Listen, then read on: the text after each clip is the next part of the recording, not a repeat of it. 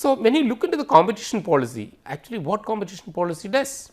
The competition policy actually trying to make a balance between the competitors and the market, and broadly it can be said that it is the government directly interferes into the behavior of the firms and try to control their behavior, which is against the market.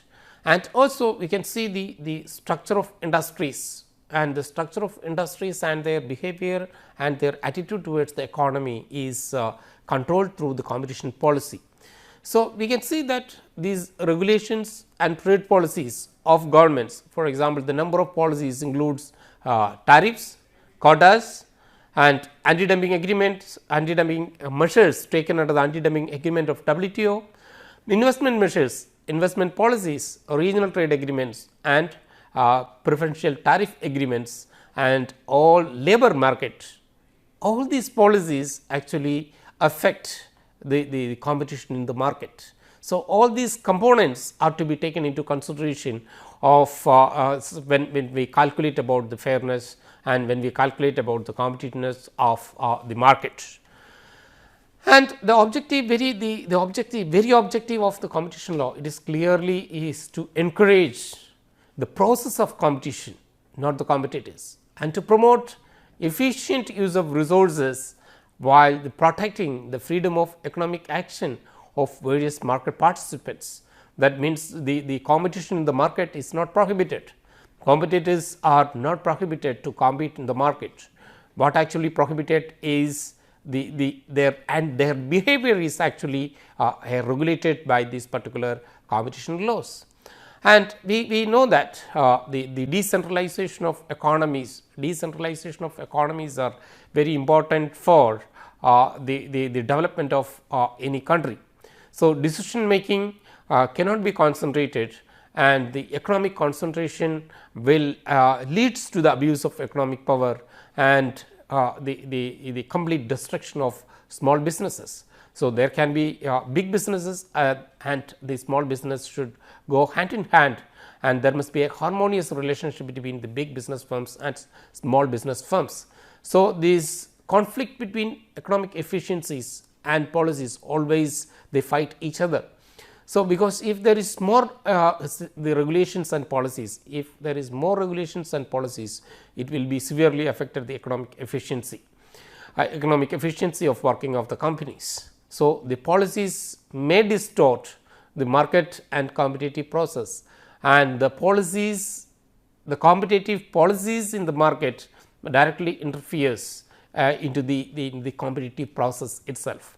So, there must be competition policies as well as competition law in order to directly interfere in the competitive process itself, actually to promote the competitive process.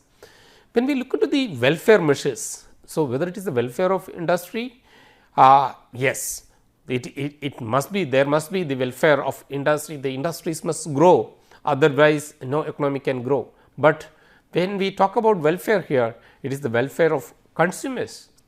The ultimate goal of competition law is the welfare, as I would say that it is the welfare of the market, not only the consumers. Consumers is one variable or one component of the competition law, or one player in the entire competition law.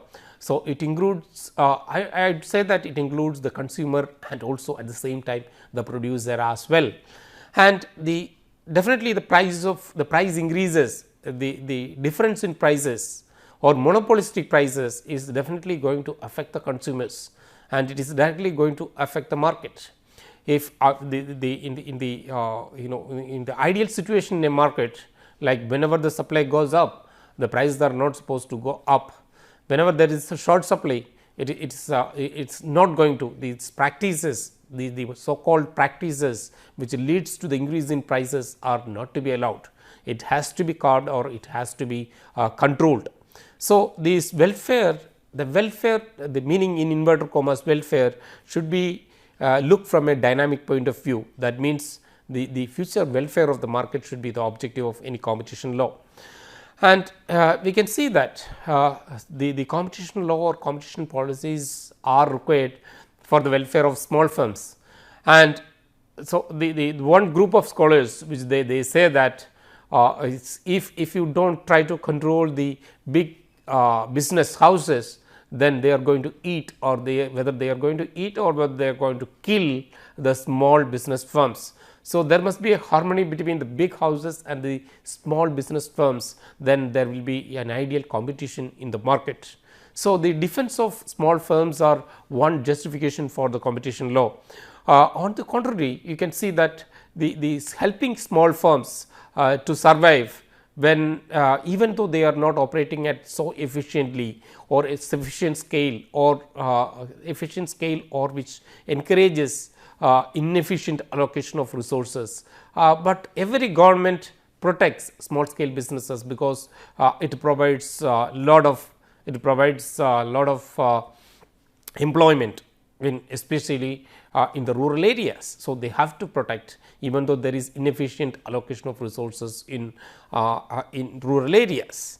So, it is, and also it is wise to invest, in these neglected areas, and also in the small scale industries, for the greater economic welfare of the society, greater economic welfare of the consumers. So, that is why I said the big business houses have sufficient allocation of resources, infrastructure, but the small scale industries have there is a lack of sufficient infrastructure, and also they have a lot of limitations on marketing their products, and so their involvement in the market will be very limited. So, the process of competition will increase their the presence in the market. And as I told you that the competition law always look into promoting the market integration.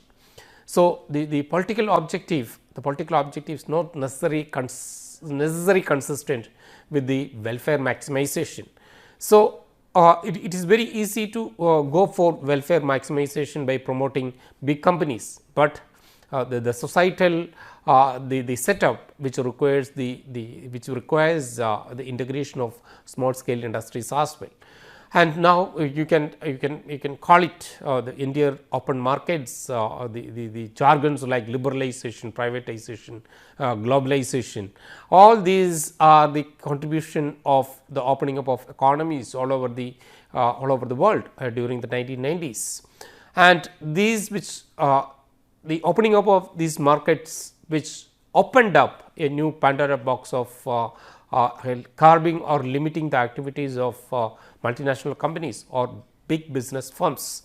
So, for example, these big companies which allocate resources very efficiently, and they can sell their product which is much cheaper than the small scale industries. So, the price discrimination. So, price discrimination between the markets are curbed by other legislations, other laws, international trade laws like anti-dumping or safeguard measures or countervailing duties. So, the price discrimination can be is handled by using different measures. At the same time, the competition law, if you take a relevant market, the competition law will take care of the competition process as such in the market. So, when we talk about economic freedom, there may be contrast between economic freedom and efficiency. So, the economic freedom which leads to economic efficiency, and which always the allocation of resources will decide the efficiency. So, if there is a disparity between this allocation of resources or economic efficiency, the firms go for different kind of practices. It can be vertical restraints or it can be horizontal restraints. And for example, the resale price maintenances, and resale price maintenance are actually prohibited under the competition laws. Territorial restraints, the territorial restraints can be may be efficient, the efficient use and stimulate the efforts of retailers and the wholesalers. So, again you can see that any curb on the territorial activities or the price activities are against the economic freedom. And the economic freedom, which we can see that there is a close relationship between the economic freedom and efficiency. So, the competition should be assured free and fair competition, which we talked about earlier as well. The free and fair competition will depend upon the market size and also the market quality and the economic efficiency of markets. And ultimately, the competition law says that its ultimate objective of competition law is consumer welfare, protect the interest of consumers, and it's a means of reducing cost, the cost, reducing cost and welfare to the society at large, and then it accelerates the growth and development of the society and preserves the economic and political activities in a market.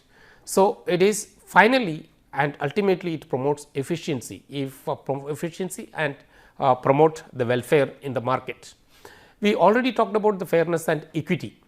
When it comes to the fairness and equity, it is this small shopkeepers versus the large supermarkets, or the large business firms versus the small scale industries, which we talked about it, and the cost differences and allocation of resources, which we already talked about this particular topics.